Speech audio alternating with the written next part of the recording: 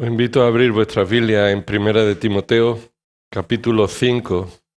Primera de Timoteo, capítulo 5. En la voluntad del Señor y gracias a su misericordia, esta mañana continuaremos con nuestro estudio sistemático de esta carta. Así que vamos a leer el pasaje para buscar en la sabiduría del Señor las verdades que deben transformar nuestra mente para su gloria. Primera de Timoteo, capítulo 5.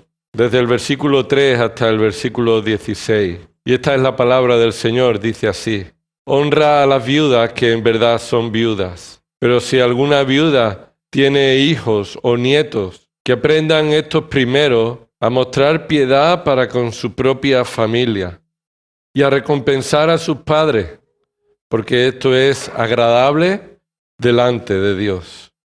Pero la que en verdad es viuda y se ha quedado sola, tiene puesta su esperanza en Dios y continúa en súplicas y oraciones noche y día.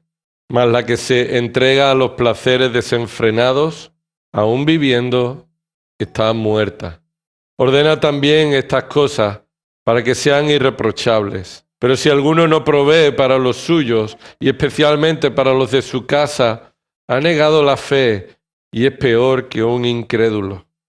Que la viuda sea puesta en la lista, solo si no es menor de 60 años, habiendo sido la esposa de un solo marido, que tenga testimonio de buenas obras, si ha criado hijos, si ha mostrado hospitalidad a extraños, si ha lavado los pies de los santos, si ha ayudado a los afligidos, y si se ha consagrado a toda buena obra.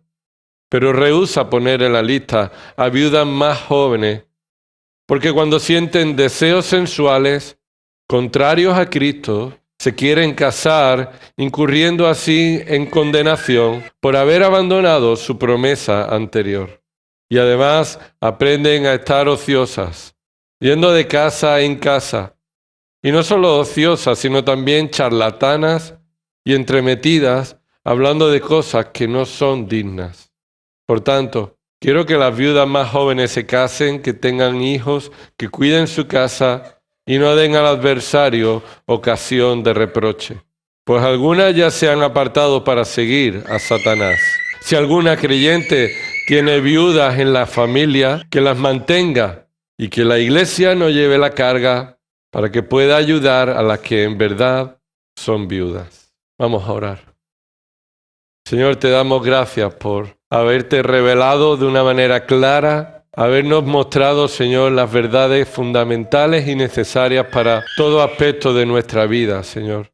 Te damos gracias por habernos traído en esta mañana. Y, Señor, estamos delante de tu palabra reconociendo, Señor, como hemos cantado y hemos orado, Señor, tu santidad, tu grandeza y también nuestra pequeñez, Señor, nuestra necesidad de tu gracia. Señor, la necesidad de que nuestra mente sea renovada para que presentemos como sacrificio vivo, santo y agradable a ti nuestra vida como un culto que proviene de un razonamiento bíblico, Señor. Guiados por tu palabra queremos vivir para tu gloria. Y por eso tu Espíritu Santo, Señor, oramos que Él obre, habiendo inspirado tu palabra y habiéndola preservado de todo error. Señor, tu Espíritu Santo ahora ilumine nuestra mente, ilumine nuestro corazón, para que, siendo expuestos a tu palabra, Señor, tú transformes nuestros corazones para ser como Cristo. Señor, sé tú quien obres en esta mañana para que tu siervo inútil pueda, Señor, ser fiel a tu verdad y obra a cada corazón para que podamos escucharla, Señor, y obrar en consecuencia para tu gloria. Todo esto oramos, Señor, en el nombre de Cristo. Amén. La predicación de esta mañana se titula El llamado de Dios a honrar a las viudas. Es evidente, el versículo 3 así lo deja claro, y Dios nos llama a honrar a las viudas. Pero hemos leído en esta mañana Romanos 11, final del capítulo 11 y el capítulo 12. Y debemos de recordar que en esa lectura Pablo está terminando una sección en su carta en la que, después de habernos mostrado la grandeza y la misericordia de Dios en la salvación y su soberana voluntad y su plan eterno, Pablo dice, ¿cómo podemos comprender la profundidad del conocimiento de Dios? ¿Cómo podemos nosotros ni siquiera pensar que podemos alcanzar a un perfecto conocimiento de su plan? Y termina diciendo, porque de Él, por Él y para Él son todas las cosas, a Él sea la gloria por los siglos de los siglos. Amén. Pero no termina ahí, continúa diciendo, por tanto, y ahora a partir de ahí, Pablo nos dice que a consecuencia de esa realidad debemos vivir de una manera consecuente. Nuestra vida debe reflejar que Dios es el Dios de toda gloria. El principal motivo de tu vida es glorificar a Dios. No hay otra meta que pueda superar esta realidad. Y piensa que esto no es nuevo, pero debe volver a tu mente. Nada se puede comparar con el llamado más elevado que Dios ha dado a su iglesia, que es glorificarle en todo.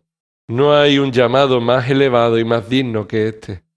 Ahora la pregunta es, ¿cómo podemos glorificar a Dios en nuestra vida? ¿Cómo es que podemos vivir para la gloria de Dios? En primer lugar, la palabra de Dios nos dice que vivimos para la gloria de Dios como resultado de su obra soberana al salvarnos, cambiando nuestro corazón y nuestros deseos y nuestras metas. Y por medio de la salvación, crecer en el conocimiento de Dios y de sus atributos.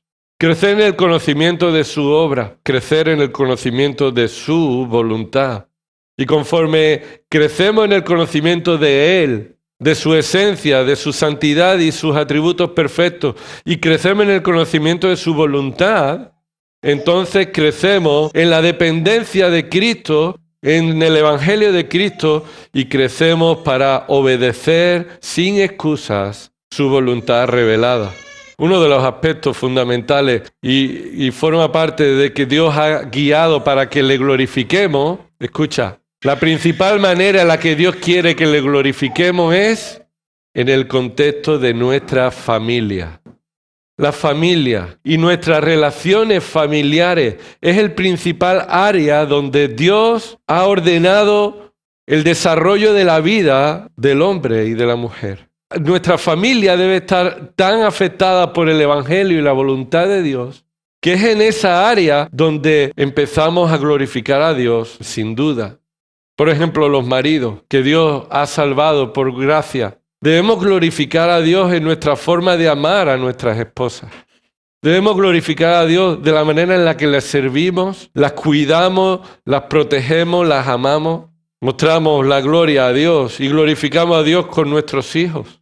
Si Dios nos ha dado hijos, es un área en la que debemos como padres glorificar a Dios al instruirles en el temor del Señor, al corregirles, disciplinarles, al confesar nuestros pecados hacia ellos cuando los hacemos sufrir por nuestra culpa, al pedirles perdón a ellos, al perdonarles como nosotros hemos sido perdonados, a mostrar a nuestros hijos cómo se ve un hombre transformado por la gracia de Dios.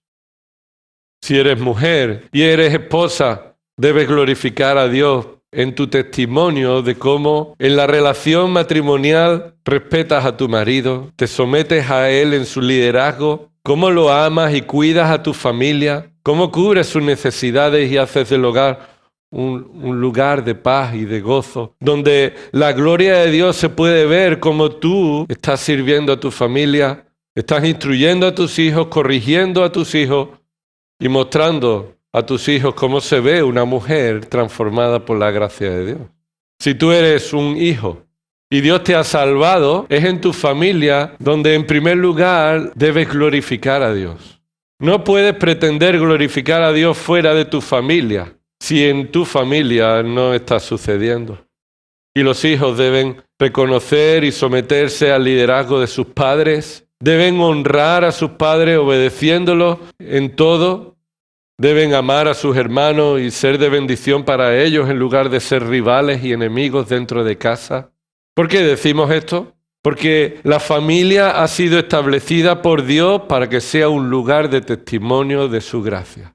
Y ha sido la familia el primer lugar donde el pecado ha trastornado el propósito de Dios.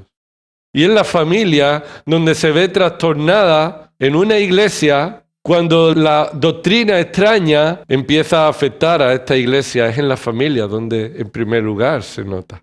Lo que las familias son en casa, escucha, lo que las familias sean en su casa es lo que será la iglesia local que lo forme.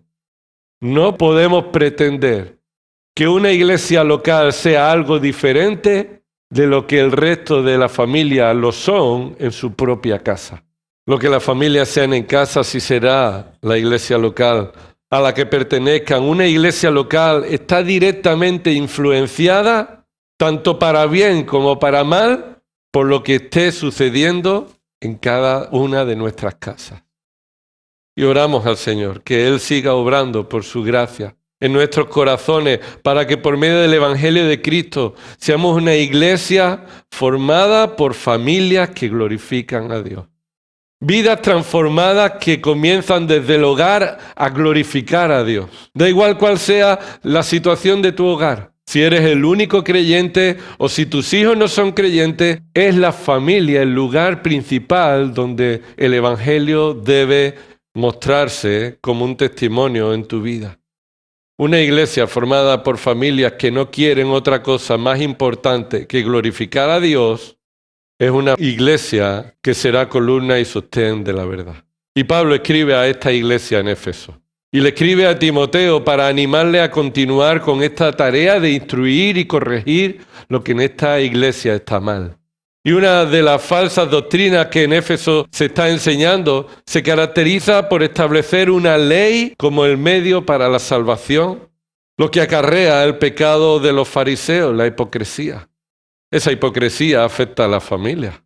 Pretender ser una familia diferente en casa y una familia diferente en la iglesia se caracteriza por ese adjetivo, la hipocresía. Y Pablo le indica a Timoteo que tiene que corregir esta falsa doctrina que ha estropeado aspectos prácticos de la iglesia. Cómo los hombres han dejado de cumplir su responsabilidad en la iglesia, cómo las mujeres están ocupando un lugar en la iglesia que no les corresponde, cómo las mujeres están poniendo énfasis a lo externo en lugar del corazón, cómo los ancianos y pastores que Dios nos ha llamado son aquellos que están liderando esa iglesia, cómo los diáconos no deberían de serlo, ya que no cumplen en su vida el estándar y los frutos que Dios está obrando. Y sin duda alguna, la familia se ve afectada por la falsa doctrina. Esta iglesia se encuentra en el contexto de una batalla espiritual. Esa es la batalla más importante que como seres humanos salvados por la gracia de Dios debemos enfrentar. La batalla espiritual, la batalla por la fe, defender la sana doctrina, el Evangelio de Cristo, frente a todas esas doctrinas que son agradables a los oídos que no quieren glorificar a Dios. Esa es la batalla que tú y yo debemos luchar y comienza en el hogar. No comienza en la iglesia, comienza en lo que Dios está transformando en tu corazón y en primer lugar se va a ver en tu hogar, en tu relación familiar. Son tus hijos, es tu esposa, es tu esposo. Quien debe ver que tú estás luchando por la fe, que estás batallando por la tendencia del mundo que se te cuela, la tendencia de los medios, la tendencia de la falsa doctrina que viene por muchas formas, la tendencia de tu propio corazón.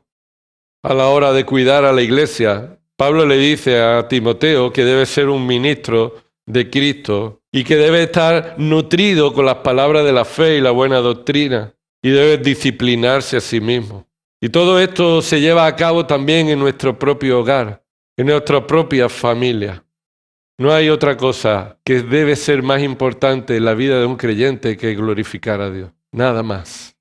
No hay nada mayor que esto. Y esto, hermanos y hermanas, comienza por tu familia, por tu relación. Y sin duda esto afectará a la iglesia, como aquí estamos observando. En este párrafo nos encontramos como Pablo le dice a Timoteo, posiblemente la respuesta a una carta que Timoteo le haya escrito previamente, mostrándole distintas situaciones que en esta iglesia en Éfeso Timoteo se encuentra, que debe corregir, y Pablo le viene a enseñar cómo debe enfrentar todas estas situaciones.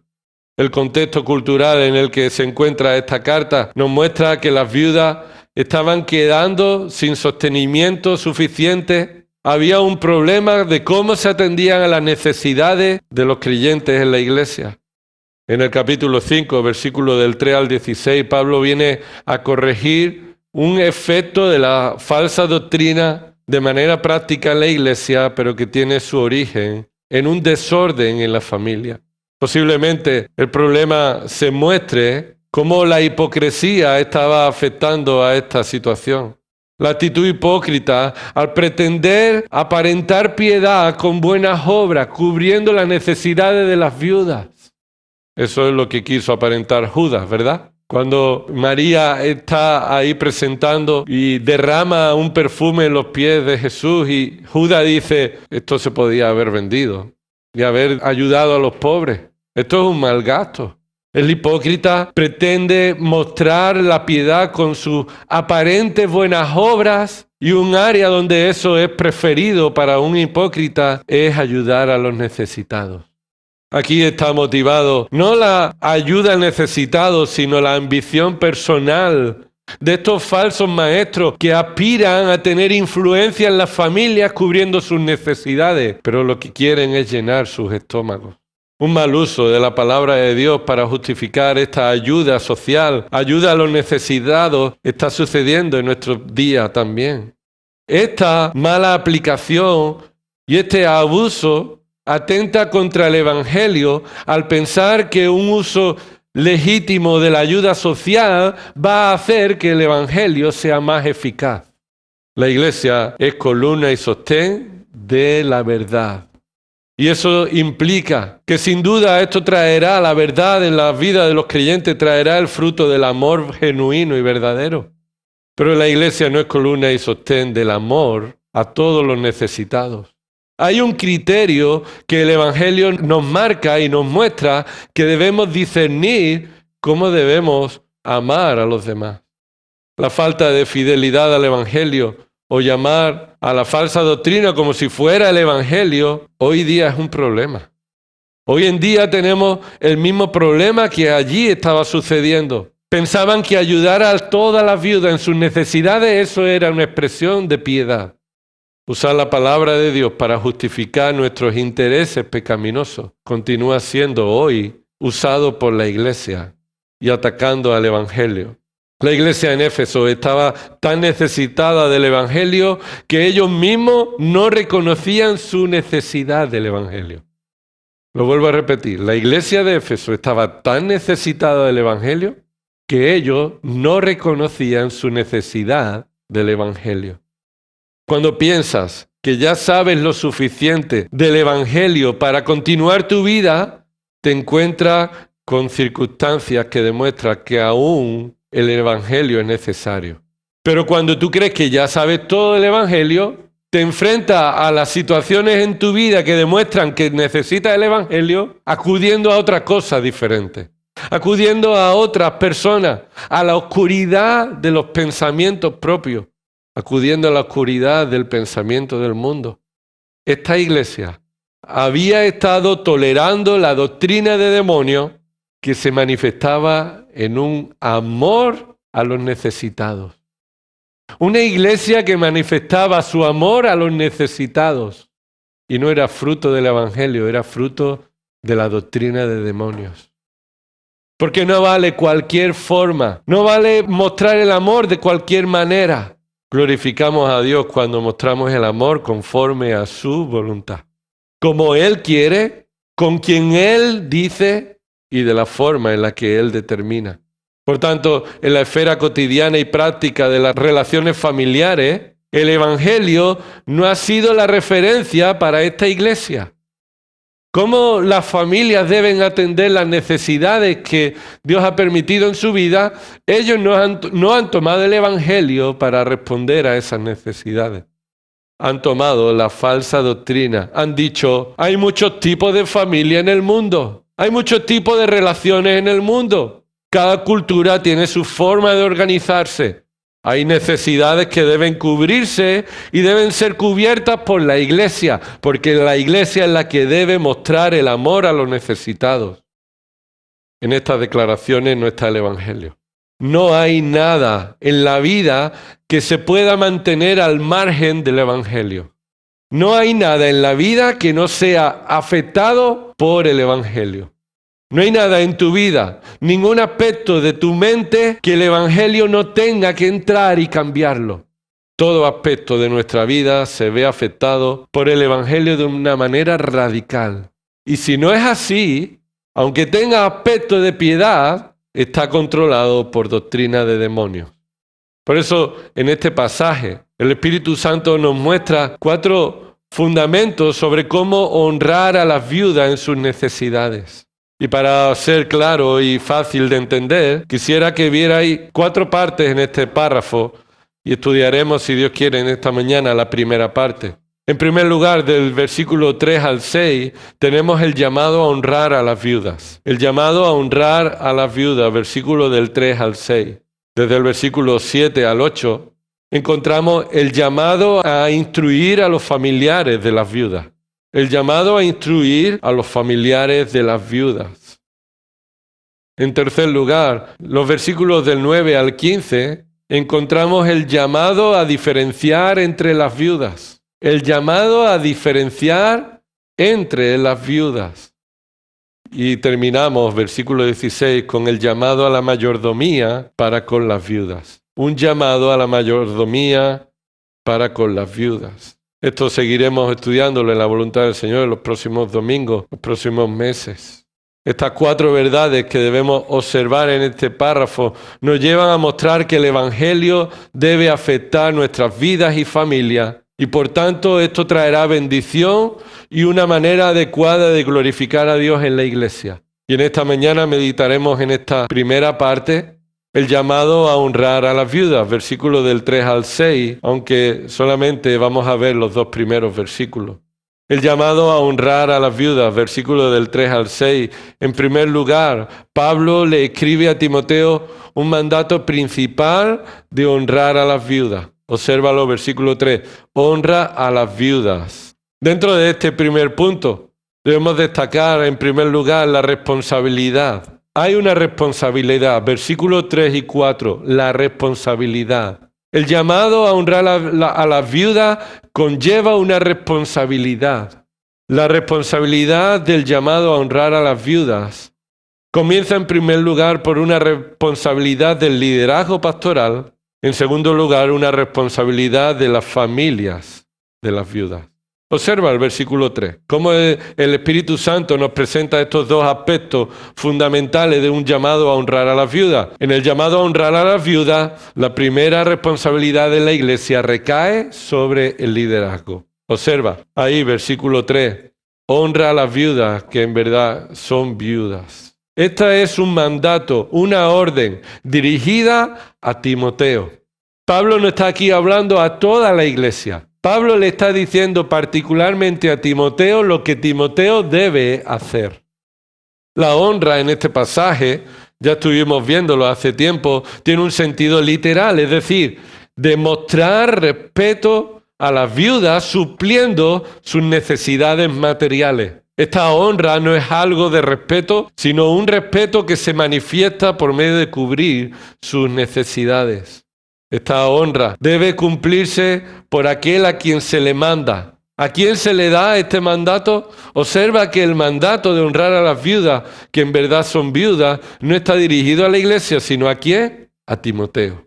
No dice honrad de una manera general, plural. Pablo le está diciendo a Timoteo, honra.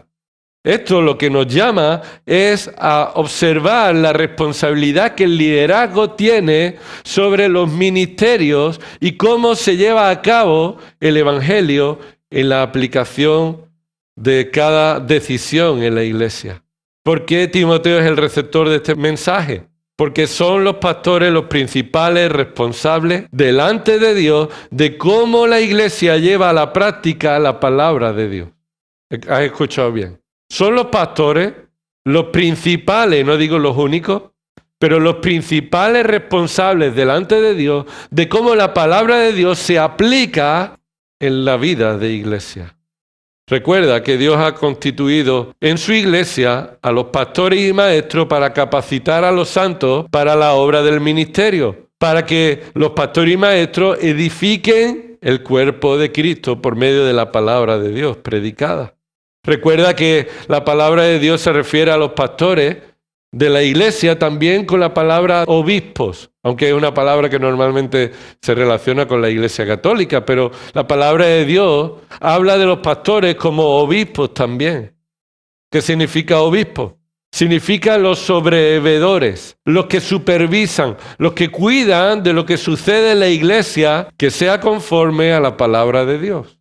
Y puedes verlo en Hechos 20, 28, como ahí Pablo le recuerda a los pastores de esta iglesia en Éfeso que el Espíritu Santo los ha puesto como obispos sobre su iglesia para pastorear. Esa palabra obispo, episcopo, es mirar por encima, es vigilar por encima de la congregación.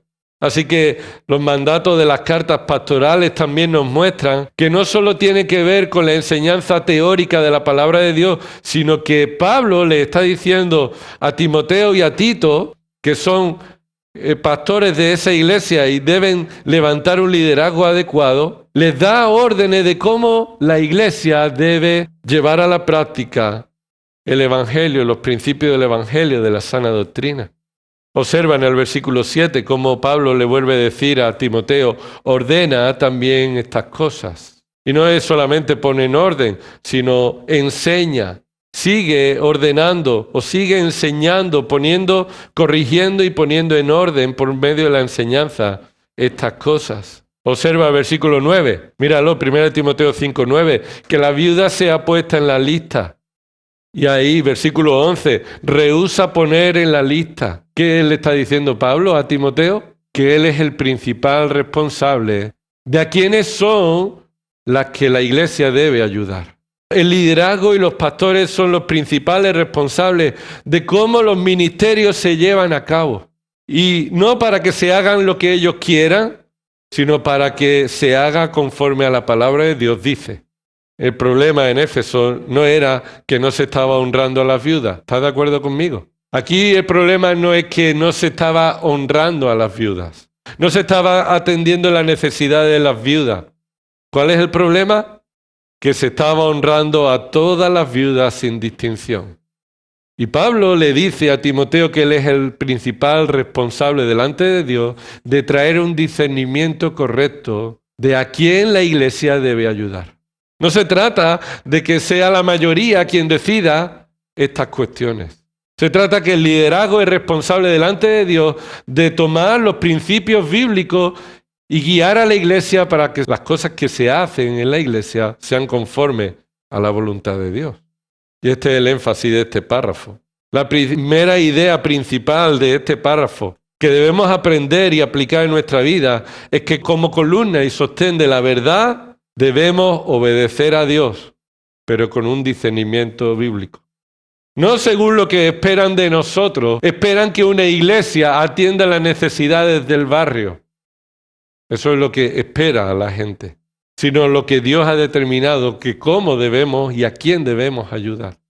Y no en base a parámetros del mundo, ni de opiniones, ni de tendencias, que por otro lado hemos dicho que ser guiados por estas opiniones y parámetros del mundo es atentar contra el Evangelio, sino sometidos a la palabra de Dios y en primer lugar los responsables en la iglesia de que se haga conforme a la palabra de Dios son los pastores. Hemos repetido en numerosas veces que la iglesia es llamada a reflejar el Evangelio, ¿verdad? Con vidas transformadas por el amor de Dios, amándonos unos a otros y amando al prójimo como a sí mismo. Eso no tiene lugar a dudas. Pero el discernimiento no debe quedarse en la puerta o debe quedarse fuera de este cumplimiento. Debemos reconocer que el Evangelio debe afectar nuestra mente, nuestra razón y dirigir nuestras acciones. Y son los pastores los principales responsables de que la iglesia no se convierta en una ONG o en una Cáritas evangélica, sino que traiga un discernimiento bíblico para qué la iglesia está aquí y cómo la iglesia debe mostrar amor al prójimo, no de cualquier forma. El mandato de Cristo para la iglesia es cuidar de sus miembros en sus necesidades. Ese es el mandato de Cristo para la iglesia. Repetidamente en el Nuevo Testamento encontramos que la iglesia debe atender a las necesidades de sus miembros. Sin duda, de manera particular, cada uno de nosotros debemos mostrar amor a nuestro prójimo en sus necesidades. Eso no quita que cuando nosotros tenemos oportunidad de, incluso a nuestro enemigo que nos pide la capa, tenemos oportunidad de dársela, se la damos. Pero eso es una forma personal, individual, en la que mostramos amor a los que nos rodean. Pero la iglesia no ha sido llamada a responder de tal forma para cambiar las injusticias del mundo, mostrando un amor sin discernimiento. El Evangelio es el poder de Dios para la salvación. La predicación del Evangelio es el poder de Dios para salvar a las personas. Posiblemente con buenas intenciones, pero seguimos siendo responsables de desobedecer la palabra de Dios. Hemos convertido la ayuda al necesitado como una forma en la que hemos menospreciado el poder de Dios para salvar por medio del Evangelio. Si el Evangelio es poder de Dios para salvar, no necesita nada más. No necesitamos nada más para hacer que el Evangelio sea eficaz para salvar a los que Dios quiere salvar. Y la predicación del Evangelio es el modo que a Dios le ha agradado salvar a los pecadores, aunque para el hombre parezca una locura. Pero la simple proclamación del Evangelio, pronunciar el Evangelio y llamar a los pecadores a arrepentimiento y a confesar a Cristo como su Salvador, es la única forma en la que Dios ha determinado que va a salvar a los creyentes. Y creemos que nuestras obras van a hacer que el Evangelio sea eficaz. Y además unas obras que van por encima del mandamiento bíblico. Y son nuestras obras las que sin duda van a mostrar la belleza del Evangelio. Pero nuestras obras no van a salvar a nadie. No va a traer ninguna eficacia al Evangelio. Los que Dios ha escogido salvar serán salvados por la predicación fiel del Evangelio. Y cuando pretendemos hacer que cualquier manifestación de nuestro amor y de nuestro sacrificio para con los demás, eso haga más eficaz el Evangelio, estamos atentando contra la suficiencia y el poder del Evangelio. Y los principales responsables son los pastores. Los pastores son los principales responsables de los ministerios de la iglesia y cómo se realizan. No, lo repito, no para que se hagan conforme a lo que ellos quieran, sino para guiar y supervisar espiritualmente cómo se desarrolla cada ministerio en base a la palabra de Dios. No se trata de un dominio pecaminoso. No se trata de ejercer un dominio por encima de los miembros de la iglesia. Se trata de la responsabilidad de ser un siervo fiel, cuidando de la iglesia en base al libro que el dueño de la iglesia nos ha dado. No hay nada más. Honrar a las viudas es un ministerio que la iglesia debe cumplir en respuesta a las necesidades que surjan. Pero los pastores deben cuidar que la iglesia honre a las viudas correctas y demuestren su amor conforme a la voluntad de Dios. Israel descuidó su responsabilidad sobre las viudas. Los fariseos justificaban que las viudas fuesen desatendidas y los creyentes hacían acepción de personas, injustamente cumplían esto para sostener a las viudas pecaminosas. La iglesia en Éfeso atendía a las viudas sin discernimiento y son los pastores los responsables de enseñar esto, de corregir esto. Son los pastores los que deben asumir su responsabilidad en el temor de Dios y con discernimiento de que cada ministerio se cumpla en la forma en la que Dios ha determinado. Y es el creyente de la iglesia local quien debe reconocer la responsabilidad que los pastores tienen para guiar y para enseñar y para ordenar cómo deben cumplirse los ministerios en oración y sometimiento a la palabra de Dios. Así que los primeros responsables de que las viudas sean atendidas, ¿quiénes son? La responsabilidad de los pastores en el ministerio de la iglesia es prioritaria. En segundo lugar, observa que esta responsabilidad no es exclusiva para los pastores, sino que hay una responsabilidad para con los familiares. Observa el versículo 4. Pero si alguna viuda tiene hijos o nietos, que aprendan estos primero a mostrar piedad para con su propia familia y a recompensar a sus padres. El principal aspecto que Pablo le dice a Timoteo que como pastor de la iglesia debe hacer es corregir lo que está mal en ese momento. Y el discernimiento a las viudas que deben ser honradas comienza por discernir aquellas viudas que tienen familiares, que tienen una familia con capacidad para sostenerlas. Observa ahí que la responsabilidad del ministerio sobre las viudas no solo es de los pastores, de cómo se ejerce, sino cómo los familiares toman el evangelio y lo aplican en su propia vida y cómo afectan su familia. Para favorecer la comprensión de este punto, de esta enseñanza sobre la responsabilidad de la familia en el cuidado de las viudas, vamos a ver 3 detalles. Observa 3 detalles principales que podemos verlo con 3 preguntas. ¿Quién, cómo y por qué? ¿Quién, cómo y por qué? Es decir, los familiares son responsables de atender las necesidades de sus viudas. Y por eso ahí comienza el versículo 4. ¿Quién? ¿Quién debe honrar a las viudas? Y la primera respuesta en esta iglesia era la iglesia. Según la doctrina que se estaba enseñando, la iglesia debe hacer esto. Y se estaba cargando a la iglesia con una expectativa que no le correspondía. Así que, ¿quién debe honrar a las viudas? Versículo 4. Pero si alguna viuda tiene hijos o nietos. Así que claramente vemos aquí que hay unas viudas que no deben ser honradas, sostenidas por la iglesia. En primer lugar, son estas viudas que tienen hijos o nietos. Puede que las viudas sean de verdad viudas. Puede que todas las viudas que se estaban ayudando en esta iglesia, en verdad, sean viudas en el modo técnico. Estuvieron casadas y su marido falleció, era una viuda. Pero aquí se está llamando al discernimiento de una viuda que en realidad debe ser honrada por la iglesia.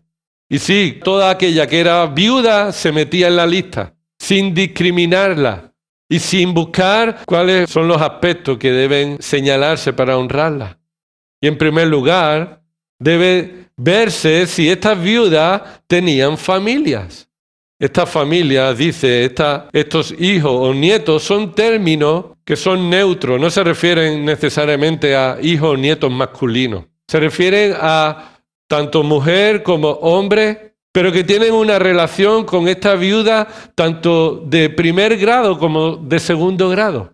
Ya si esta viuda tiene hijos, o si no tiene hijos, pero tiene nietos, que dice el pasaje, esta es una viuda que en verdad no debe ser honrada por la iglesia, no debe ser sostenida por la iglesia. Si alguien piensa que en primer lugar hijos y nietos son varones, y que las mujeres no deben hacerlo, mira cómo dice el versículo 16. Si alguna creyente, ahí se está refiriendo a una mujer creyente. Si alguna creyente tiene viudas en la familia, que las mantenga. Y se repite la misma idea, incluyendo también a una mujer, aunque sea mujer y es creyente, debe sostener a su viuda en su familia. Que aprendan primero, observa ahí. Pero si alguna viuda tiene hijos o nietos, que aprendan estos primero a mostrar piedad. Que aprendan primero. ¿Qué significa eso? Esa palabra que aprendan primero indica que estos, los hijos y los nietos, son los que en primer lugar deben aprender su responsabilidad hacia las viudas. Hay una responsabilidad para con la iglesia, pero antes que ello lo hay para con la familia. Así que, en primer lugar, prioritariamente, la necesidad de estas viudas no puede ser cargada sobre la iglesia, debe ser responsabilidad de los que Dios ha determinado desde la creación. La familia no es una invención del hombre. Dios ha constituido la familia como el núcleo del resto de la sociedad. Y Dios proveyó del matrimonio y proveyó de hijos para que continuáramos. Y fue Dios quien le dijo a los padres en Éxodo que enseñaran a sus hijos para que esto enseñaran a otros y a otros. Y es la familia el primer lugar donde el evangelio debe afectar y podemos glorificar a Dios ahí. Esta iglesia estaba permitiendo que la falsa doctrina afectaba a su propia familia y esto traía una repercusión con la iglesia. Ellos dijeron que la iglesia las atienda primero. No, es mi madre.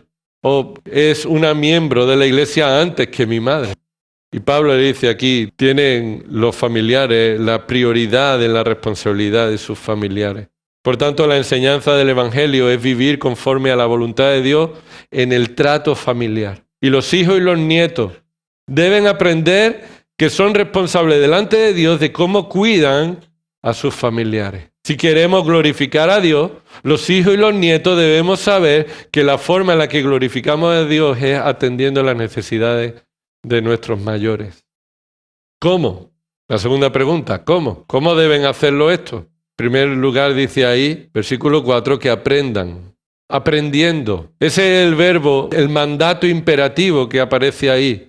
Que aprendan. Ellos son los que deben aprender. Sin duda hay una responsabilidad en el liderazgo de enseñarles. Pero lo que le está diciendo Pablo a Timoteo es que estos hombres tienen un mandato que cumplir, aprender su responsabilidad. Los pastores deben enseñar la sana doctrina y esto implica aspectos familiares, personales, particulares. Parecería que los aspectos familiares están al margen de la responsabilidad de los pastores a la hora de enseñar. Pero hemos dicho, hermanos, no hay nada en nuestra vida que se quede al margen del Evangelio. Aún los aspectos particulares, íntimos de nuestra casa, deben ser afectados por la enseñanza del Evangelio. Y es pertinente que los pastores enseñen cómo una familia debe vivir para la gloria de Dios. Pero son estos, los familiares, los que deben reconocer, necesito aprender. Necesito aprender. Hay un mandato que se le da a los familiares. Aprende.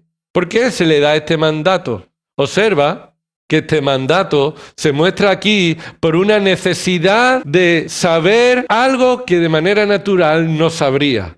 Ellos deben aprender cómo deben vivir conforme a la palabra de Dios que de manera natural no lo sabrían. Deben ser corregidos porque se están dejando llevar por su piloto automático, por lo que la sociedad les rodea hacen y entonces así es como también debemos hacer. Y también se ve afectado por nuestro propio egoísmo, ¿no?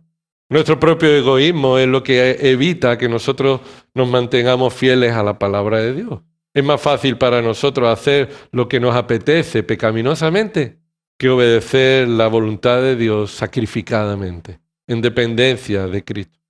Así que observamos que en los evangelios Jesús confrontó a los fariseos que enseñaban que había una excusa, una estrategia para ayudar a los demás, diciendo mi ofrenda a Dios ya cubre mi responsabilidad con mis padres, ¿verdad? Y los fariseos decían esto, mira, hay una forma de quitarte tu responsabilidad de cuidar a tus padres. No tienes ya que honrarlo ni cuidarlo. Tu ofrenda, dámela a mí. Y eso ya te libra de tu responsabilidad. Esto estaba llegando a Éfeso diciendo, ofrendad para ayudar a estas mujeres necesitadas, cuando en realidad querían llenar sus bolsillos. Y la familia encontraba una oportunidad de decir, pues mira, si la iglesia lo hace, así me quito yo. Así que los familiares debemos aprender y corregir lo que de manera natural y pecaminosa hay una tendencia en nosotros. Aprender tiene dos cosas como objeto. ¿Qué debemos aprender? ¿Qué deben aprender los familiares sobre su responsabilidad ante las viudas? En primer lugar, deben aprender a mostrar piedad. Obsérvalo ahí en el versículo 4. Que aprendan estos primero o prioritariamente, en primer lugar, a mostrar piedad. En una sola palabra en el original, aunque aquí en la traducción es mostrar piedad, en el original en el griego es un verbo eusebein, que expresa una acción continua, en presente continuo, de una manera infinitiva, es decir, una realidad continua, es decir, aquello que debe aprenderse continuamente. Debe aprender continuamente a mostrar piedad. Lo que estas personas deben hacer, estos familiares deben hacer, es mostrar piedad con su propia familia. ¿Qué significa mostrar piedad? Significa literalmente adorar. Adorar. Y solo aparece aquí y en Hechos capítulo 17, versículo 23, donde Pablo le dice a los atenienses, vosotros adoráis sin conocer al Dios desconocido. Aquí, por supuesto, no se nos está diciendo que nuestros familiares deben ocupar el lugar que solo a Dios le pertenece. No es darle gloria a nuestros familiares que le pertenece a Dios. Dios es el único digno de toda gloria y de ser adorado. Ahora, aquí este mandato que debemos aprender es la forma en la que adoramos a Dios se muestra en cómo mostramos también adoración a nuestros familiares. Podría decirse que los familiares deben mostrar honra con sus viudas y deben hacerlo honrándolas materialmente para sus necesidades, como una ofrenda de adoración, como una ofrenda de honra. La piedad, sin duda, siempre primero es para Dios, pero después aquí se nos dice que el creyente debe mostrar adoración a las viudas necesitadas de su propia familia. Y por encima de todo, Dios es digno de adoración. Y por esta razón debemos obedecer a Dios mostrando adoración a las viudas de nuestras familias que lo necesitan. Debemos aprender, como familiares que tenemos miembros de nuestras familias necesitados, debemos aprender con respecto a nuestras viudas que están relacionadas con mostrar piedad. Observa lo siguiente que deben aprender. Deben aprender a recompensar. Y está relacionado en un modo en el que te da el motivo. ¿Por qué debemos honrarla? Porque debemos también aprender a recompensarla. Dice ahí que aprendan también y que aprendan a recompensar a sus padres. Posiblemente, en primer lugar, mostrar piedad está enfatizando a aquellos nietos que no son sus padres, que son sus propios familiares. Y en segundo lugar, a recompensar a sus propios padres, aquellos que son directamente hijos. Pero los nietos también recompensan a sus padres cuidando de sus abuelas, las madres de sus padres. El verbo principal aquí, recompensar, está traducido en una sola palabra, pero hay dos palabras en el original. Devolver el pago. Devolver el pago. Observamos, por tanto, que la muestra de piedad se relaciona con un aspecto práctico y material. Los familiares debemos de reconocer y honrar y mostrar adoración, respeto, devolviéndoles un pago que aquellos que nos cuidaron cuando éramos pequeños tuvieron con nosotros. Devolver a los padres parte de aquello que les corresponde cuando nos cuidaron a nosotros. Pagar a los padres que les corresponde por la dignidad y el respeto delante de Dios. Aunque alguno pudiera decir, bueno, mis padres tampoco que se gastaron mucho conmigo cuando yo era pequeño.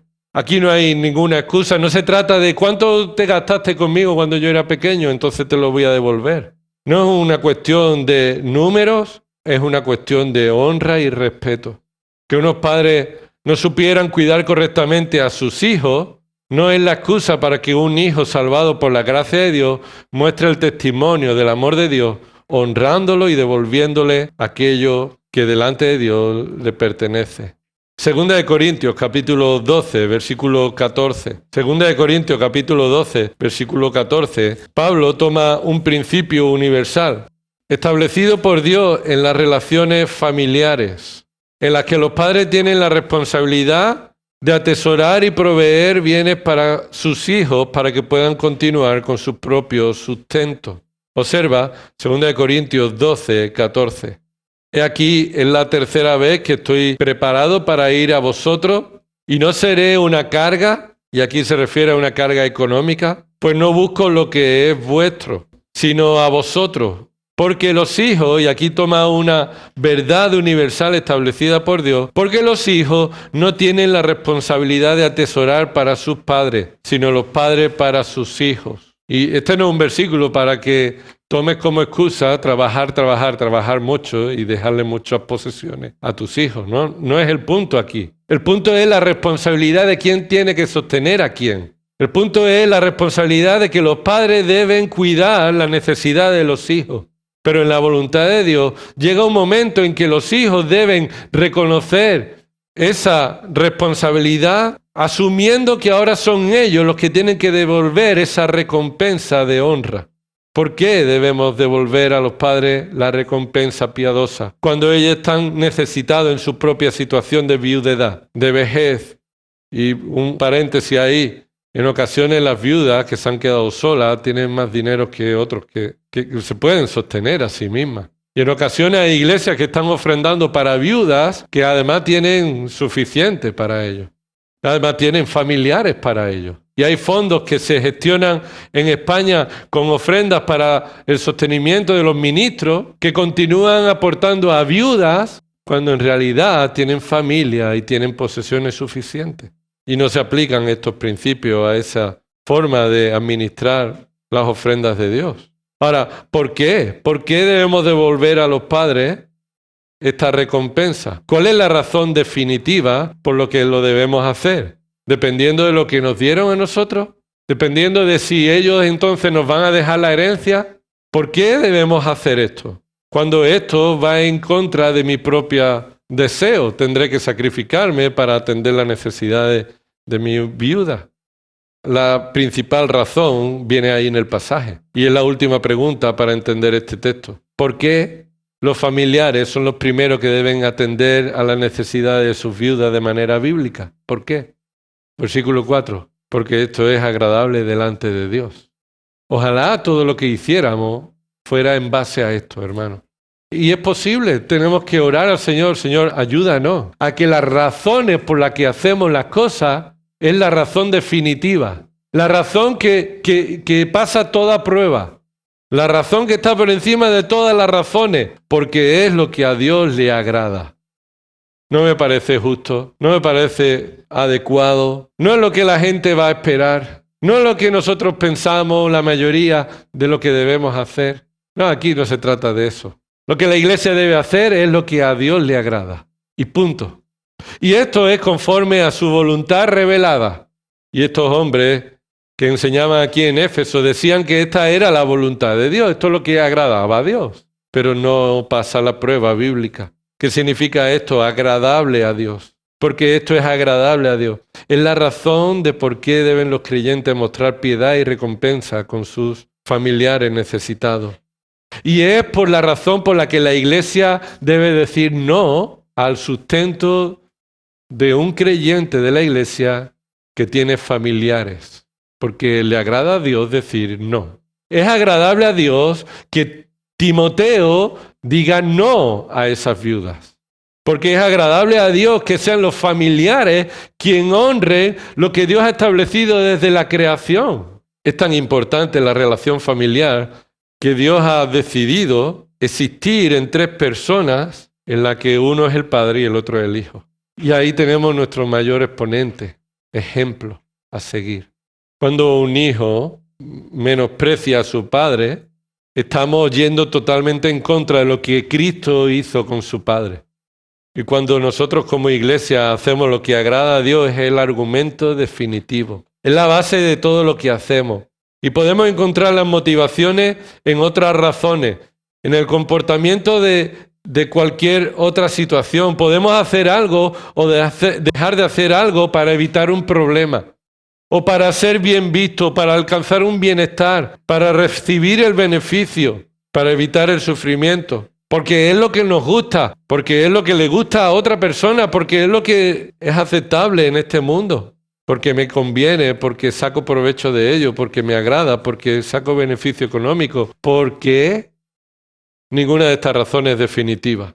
Y todo lo que tú y yo debemos hacer debe estar guiado por una sola realidad, una sola motivación, porque es agradable delante de Dios.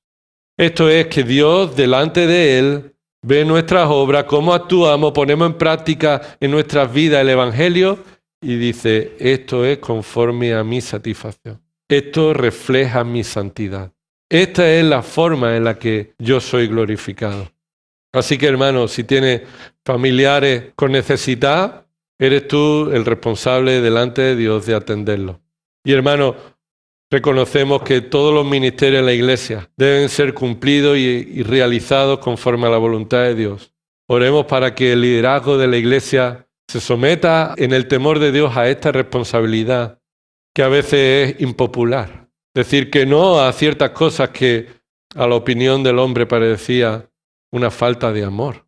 Pero conforme a la voluntad de Dios, la iglesia debe ser columna y sostén de la verdad, que no cambia, que es aplicada y es puesta en práctica para la gloria de Dios en nuestra vida, en nuestra familia y en la iglesia en la que Dios nos ha unido. Vamos a orar. Señor, reconocemos, Padre, que si nos dejamos llevar por lo que el mundo dice o nosotros decimos, pensando que esto te agradaría, Señor, en la mayoría de las ocasiones, Señor, esto encuentra rechazo por tu parte. Señor, no queremos ser guiados por otra cosa que por tu palabra. Señor, no queremos hacer otra cosa que lo que a ti te agrada. Y sabemos que esa es la forma en la que tú eres glorificado. Y queremos, Señor, ser expuestos también en las áreas más íntimas, en nuestra familia, en cómo gestionamos, administramos las riquezas que tú nos das, el sostenimiento que tú nos das. Señor, queremos que el Evangelio afecte a todo en nuestra vida. Señor, queremos que como iglesia no seamos guiados por la mayoría, seamos guiados por tu palabra. Y Señor, queremos pedirte que tú guíes al liderazgo que tú has puesto en tu iglesia para que te sirva y sirva a tu iglesia humildemente, Señor, pero guiando con la palabra, con tu verdad. Y Señor, trae un discernimiento a cada uno de nuestra familia para que examinemos cómo estamos andando y pongamos a prueba lo que hacemos en nuestro día a día, si es agradable delante de tus ojos. A ti sea la gloria, Señor. Todo esto oramos en el nombre de Cristo. Amén.